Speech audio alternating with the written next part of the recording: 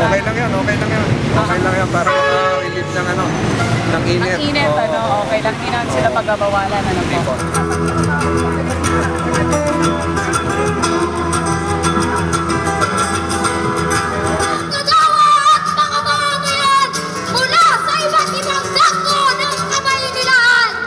Malinaw ang paninindigan ng National Union of People's Lawyers at Kabataan Party List doon sa usapin po ng paglaban para sa interes ng uring manggagawa at ng mamamayang Pilipino.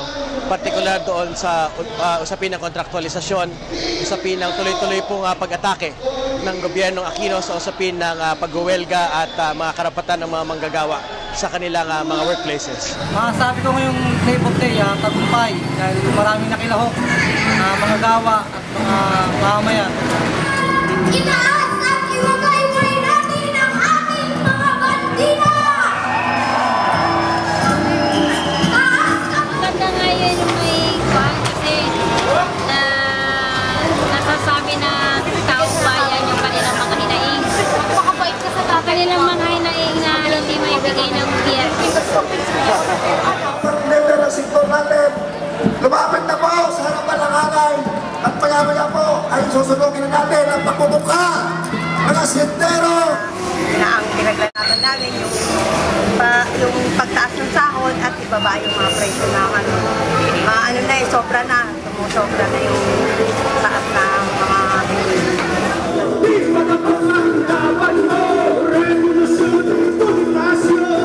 For example, the miners we visited in Mindanao, they were exploited by the same companies who are exploiting the miners in Australia or in South America.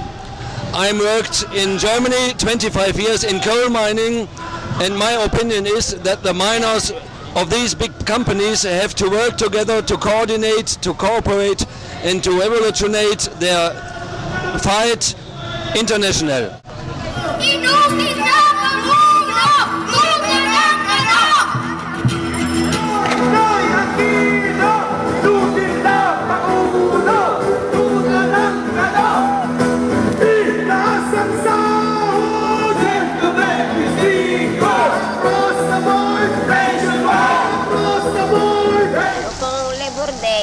Minsan lang po mahingi katarungan yung mga tao.